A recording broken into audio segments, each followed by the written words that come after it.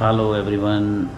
आज चंबा में है तीसरा दिन और आज की रात जो पिछली रात थी हमने गुजारी कंफर्ट इन में। ये बरेल से डलहौजी रोड पे कम से कम 2-3 किलोमीटर पीछे हैं और बहुत अच्छे रियली। ये जिस नाम से होटल है कंफर्ट इन, तो रियली कंफर्ट इन था और अच्छा यहाँ पे हमें रूम मिल गया था। कल का जो दिन था दोस्तों वो शादी की रस्मों में गुजरा और सारा दिन मौज मस्ती रही, चंबयाली धाम का मज़ा लिया गया और थोड़ी देर रिलैक्स होने के लिए फिर हम चंबा बाज़ार और जो चौगान का एरिया है उसको घूमा और थोड़ा सा एंजॉय किया और उसको जाना। और आज जो दिन रहेगा, आज रहेगा बारात का, तो अभी बारात जाएगी चंबा में ही जाएगी, आगे सरोल में। और आज देखेंगे क्या क्या होता है बारात में, क्या क्या एंजॉय करते हैं हम लोग, और आपको भी ले चलेंगे बारात में। तो आप बने रहें हमारे साथ आज तीसरे दिन निशु की शादी में और एंजॉय करेंगे, मस्ती करेंगे खूब। आप लोगों को भी यहाँ की रस्में और जो यहाँ का कल्चर है उसको दिखाएंगे।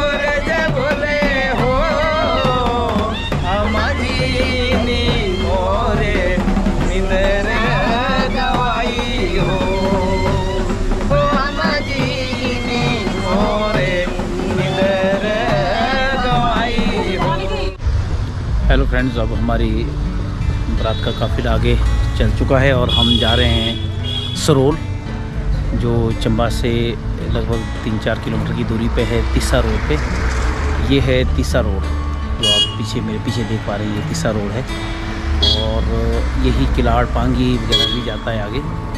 तो अभी हम यहाँ बीच में रुके हैं। अभी थोड़ा सा टाइम है, तो अब यहाँ से बारात आगे पैदल चलेगी।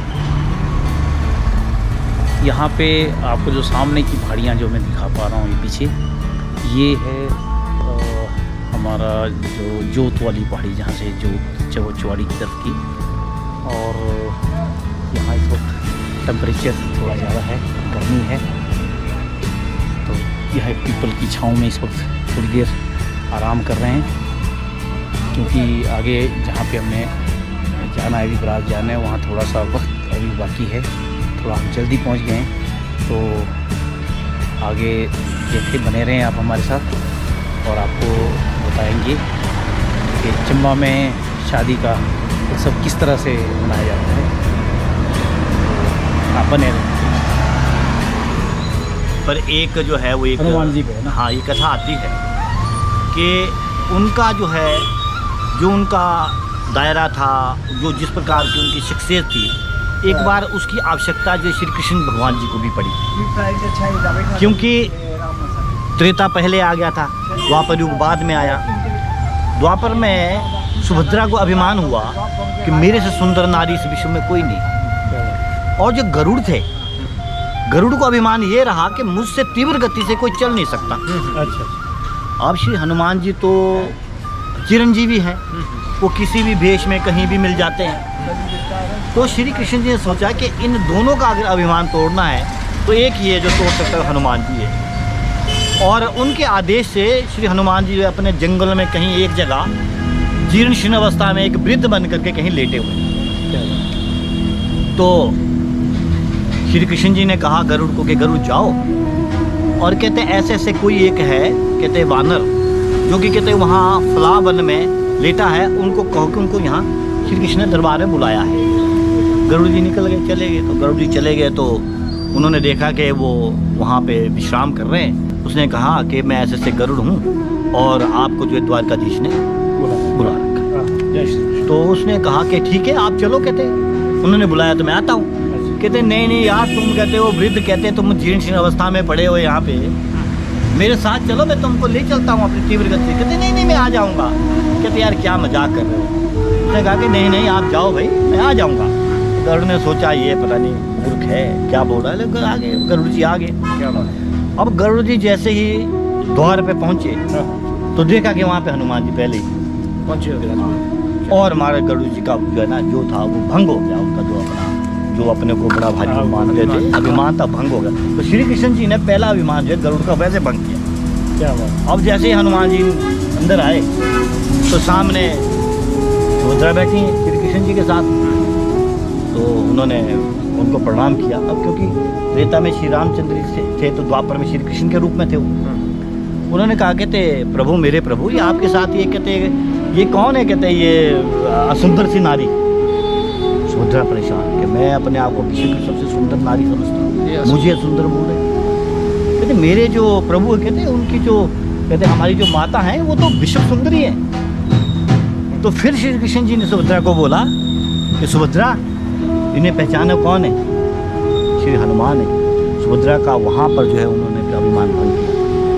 तो श्री हनुमान जी जो अभी भी जिनको चिरंजीवी माना जाता है, आज भी वो साक्षात विराजमान है इसी विश्व में, इसी धरा पे वसुंधरा में वो विचरण करते हैं और करते रहेंगे। इसलिए सब लोग मिलजुल के बोलो श्री हनुमान जी की जय, बजरंगबली की जय, द्वारकाधीश की जय। तो ये थे हमारे खुशहाल राज जी। तो बरात में बीच में ये सब कुछ चला हुआ है, अभी भागवत भी चला है, बरात भी चली है। अब एक पड़ाव में हम बैठे हैं और खुशहाल जी का ये चल रहा था प्रवचन, तो आगे भी आपको प्रवचन सुनाते रहेंगे। अच्छा, तो अब आप बताएंगे हमारे को राम प्रसंग। राम प्रसंग है।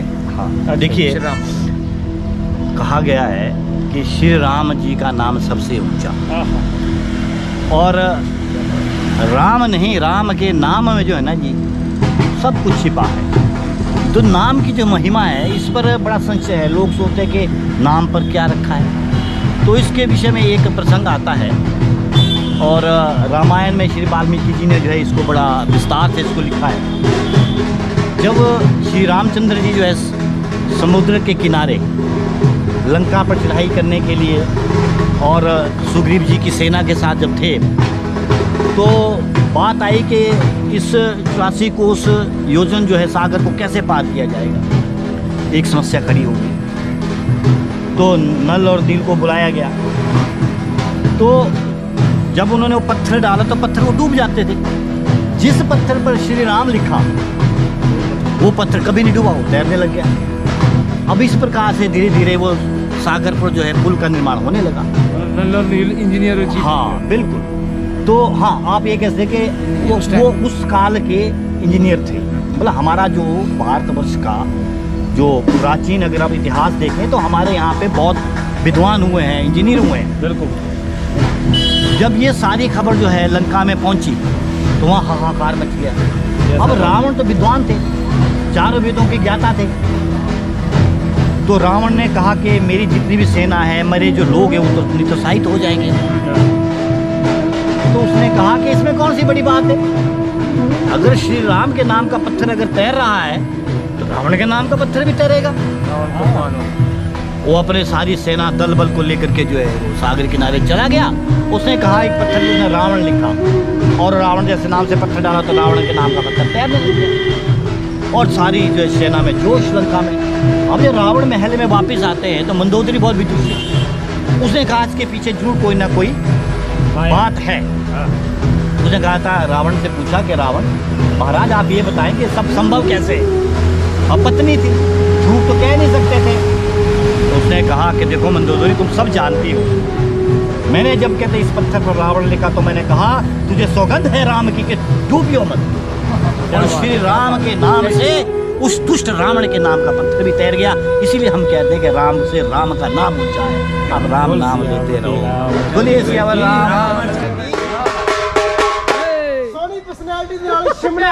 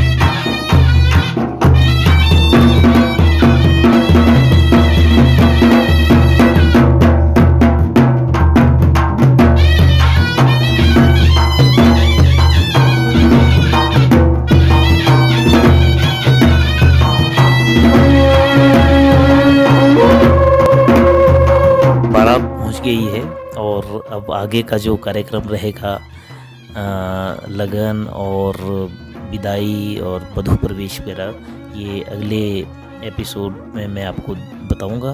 तो आप बने रहें, लाइक करें, शेयर करें और मुस्कुराते रहें, और यूं ही हमारे साथ जर्नी चलती रहे।